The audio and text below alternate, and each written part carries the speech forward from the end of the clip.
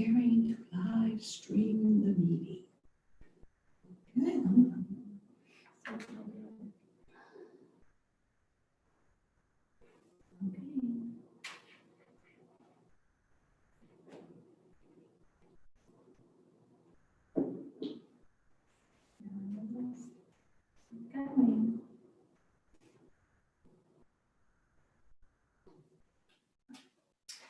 Hi, and welcome to our next episode of Authenticity. My name is Megan Niesler, and I'm joining you down here in our Zoom room here at our office at LCS for another episode, like I said, of Authenticity. I am the Executive Director at Lutheran Counseling Services, and we're using this platform to have authentic conversations about mental health. So I suckered one of our therapists down here to join me today. So Mary Jo Hoard is with me. Could you introduce yourself, tell us who you are, and your connection with LCS? Okay, hi Megan, I allowed you to sucker me. It's good. Hello everyone, I'm Mary Jo Hoard. I have been associated with Lutheran Counseling Services for over 27 years as a therapist. I have known about Lutheran counseling from the very beginning in the early 90s, late 1989, and was excited to start working here. I've thoroughly enjoyed my time of service here at Lutheran Counseling. I love my job, I love my coworkers, and I absolutely love many of my clients. I do love the work, for sure. I'm an advocate for Lutheran counseling. I am a supporter of Lutheran counseling. I don't know where I would be without Lutheran counseling. It's been such a part of my life. I'm kind of facing retirement soon, don't know when. Not too soon. And I've been trying to think of what things would be like without Lutheran counseling in my life, but it will definitely be a loss for me as a person and as a professional.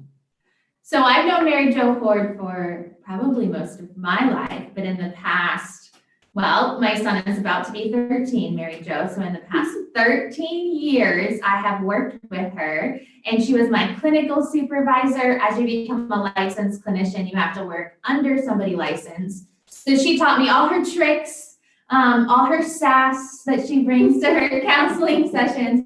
And I'm just grateful that she's been with us and continues to be with us. You have a long history too, MJ, as I call her MJ, in Orlando though. So tell us some of your connections in the Orlando community. Well, I still speak as if my husband is alive. He's been dead for many years, but we came here from Kansas, 1972. And I started out working right away as a therapist at Orlando Regional. And my husband was a Lutheran pastor. He pastored Our Savior Lutheran Church. And slowly but surely, we started getting connected with the community. Probably he was more connected because my husband was a political person, very involved in every single thing. Thoroughly enjoyed connecting with people in all kinds of ways. And both of us were professionals. Actually, we met at the University of Kansas while we were in graduate school. So we both have a passion for working with people. We're both social workers, even though my husband, of course, is a pastor. And so we gradually started connecting. And I've joined several organizations. I've been on several boards, still kind of active with that, very active with my graduate sorority, which does a lot of amazing things in the community for others. And I guess both my husband and I really saw ourselves as people who were active and busy. So busy is a good way to describe. Mary Jo, and you've worked at UCF, taught some classes, specifically in the social work department, correct? Writing notes. What other specific classes did you teach out there? Well, I kind of had like a 20-year relationship with the School of Social Work at the University of Central Florida. And I taught a variety of graduate and undergraduate classes, mostly clinical. And the last classes that I taught more of were documentation to undergraduates, which is so important in our professional life. I did enjoy teaching at UCF for many years, but recently there's been a challenge and I just felt like, okay, I can do what I usually do. And so I haven't taught for about 4 or 5 years now. I miss it sometimes because I think training undergraduates is a vital part of the professional life, and I did enjoy that aspect. But here at Lutheran Counseling, I get to do a little bit of that as well. Just a little bit. I mean, we don't need a lot. No, we need a lot. Yeah, you've definitely brought those skills to LCS as our clinical coordinator. We've been doing a lot of clinical meetings about writing notes and the best practices and pieces like that. So you bring your expertise in that for sure. And we are grateful and maybe sometimes not as grateful for the feedback that you give for sure. So really, MJ, I wanted to chat with you about everything going on in our world right now. The protests, the injustice, the racism that we've seen in the last couple of weeks. How has it hit you initially? Well, Megan, I don't even think that I can speak for everybody, but like you said, personally, like many people, I've been saddened and upset, horrified, and extremely angry at the injustice that remains in the world. And injustice will be here probably. We're born in sin, and so some of us just don't take these things seriously. And this time, though, with what happened in Minneapolis, we viewed that, we saw that, and that, I think, really hit home to a lot of people. It's one thing to know that, for example, Trayvon Martin, was shot or whatever, but then when you see something happening right before your very eyes, and that image is just stuck in people's brains because it's been played over and over and over again, it can't help but do something to you as a human being, as a Christian, just as a person. You look at that and you think, how could that happen? And so as a person of color, sometimes we get jaded. This happens so much over and over and over again. It's just pile on. And every time you see it, it does open a fresh wound, but at some time you think, is this ever going to end? And the answer is probably not. What has happened, though, is that I think more people are understanding the injustice. More people are finding ways to get involved, whether it's, through marches or talking to their Congress people or giving money or doing acts of kindness. More people are just getting involved and they are caught up. And that's good to see. Sorry for all the looting and the violence, but again, that's just human nature. But that's not what happens all over the world all the time. So I've just been like everybody else. It's just too much. And then on top of all of this that's been going on with the pandemic, it's almost like you can't take any more. What else can go on? And we certainly know that more can go on, but how much can we manage with all of this? Megan was going to ask me a question about some of the challenges that I've seen as all of this has unfolded. Mm-hmm. And one of the biggest challenges is for people to be resilient. And I see with my clients, many are being resilient, but many also just have to struggle with that. And I see my job as a therapist helping them to come up with ways so that they can make sense of what's going on, so that they can dig really deep and find coping skills that will help them manage.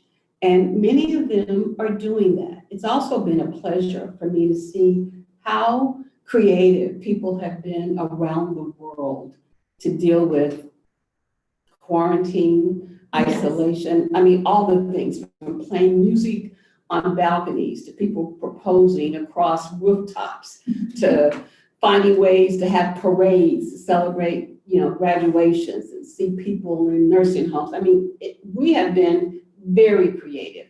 And so this helps me to understand that people can reach down, find some other ways to connect with, their loved ones and friends and so forth. And personally, Megan she jokes around with me, I understand this, but this technology thing has taken me over the top with all these Zoom meetings and this meeting. And I'm not a techie, but I'm trying to learn. I'm slowly getting there. But so out of all of this, we've learned some new skills. And I want to go back to the resiliency. So you've been resilient in technology. I'm so proud of you, MJ. But I don't know how much it has stuck with me. It's probably been a year now since you led a clinical meeting here. Do you remember about the ACEs score? Yes. And the correlation between people's history, their childhood, the adverse effects that they had in childhood, their adverse child experiences, and the ability to be resilient. How do you see that connecting, or how do you see that playing out in maybe some of the things that are going on right now, or maybe that impact with COVID and this event that was, like you said, so vivid in our eyes? Like, where do you see resiliency being lacking or being a strength? I think both. I think for many people, they weren't taught the skills or didn't learn the skills to be resilient. And for them, maybe it wasn't easy out with using substances or whatever to cope.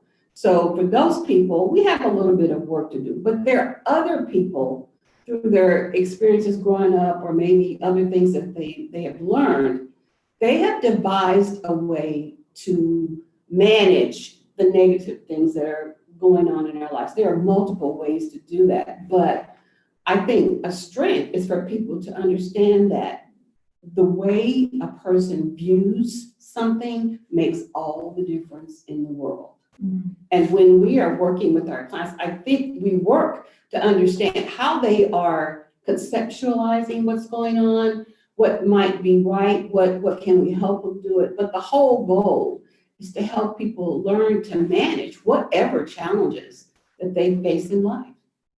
I didn't tell you I was going to ask you this, but you talked about being a wife. I know you have 2 boys. And the message I've heard is for parents raising their kids and how to teach them to grow up to be resilient, but also to understand that all lives matter. So how has that been important to you as a mother, raising 2 boys? Well, first of all, there's a challenge in raising Black young men because along with every other thing that you have to teach them, you have to help them to understand that there's still prejudice in the world. And I really resonated with someone who was saying over the TV that Black or mothers of color worry if their children will come home every night. Especially their young men. Are they going to come home? Is something going to happen? And so there is a challenge there to teach, your children that, okay, there may be prejudice, but you have to do it in such a way that there's not hate. Mm-hmm. You just have to understand, we have to meet people where they are. And some people have learned this. And we have to, I guess, understand that, try not to take offense, even though it's very difficult. So it's walking a thin line of trying to help your children, especially your sons, to understand that there's prejudice in the world. Everybody does not mean to do bad things to people. Sometimes it just happens, and you have to give them a way to look at it so this all makes sense and they don't grow up, full of anger. Yeah, the difference between hate, that response of hate has been so strong for sure. You said you had seen some blessings in people being creative. Have there been some other blessings, other things that have popped up either with clients that you've worked with or in these last couple of months of pandemic and then this racist and unjust situation coming up? Where have you seen the blessings? I can speak personally of just one small thing that happened to me. I was in Publix, and this was back several weeks ago when there were very few things on the shelf. And the clerk, as I was checking out, said, "Did you find everything you wanted?" I said, "Well, no, I was looking for some ground beef." And so she kind of said, oh, I'm so sorry. But the lady next to me said, here, I have two, take one. And I just thought that was so nice. Wow. Yeah. That was a blessing.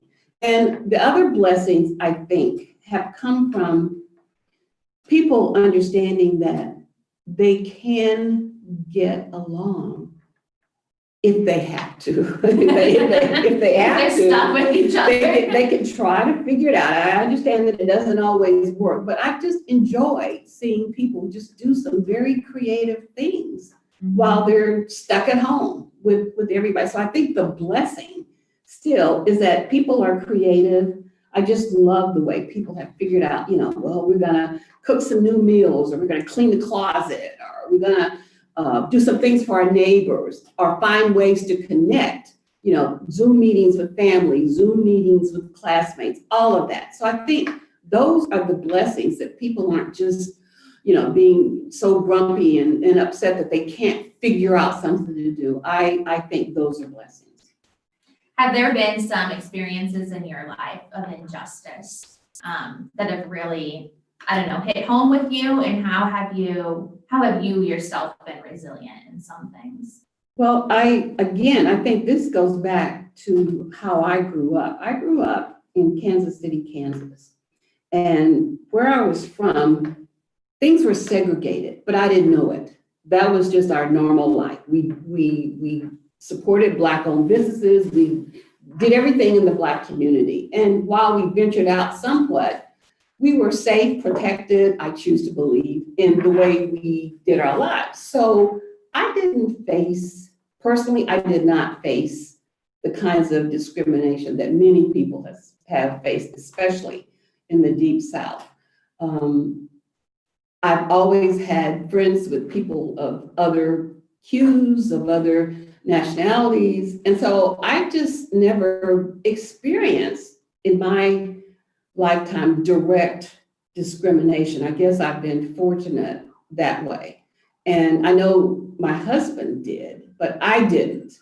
So I guess I've just had a different experience. Of course, that makes me look at things a little bit differently. I haven't felt the pain that some people have felt, but that doesn't mean that I am not sympathetic or empathetic. I do understand. I have some vivid memories and things that I have seen or read, though.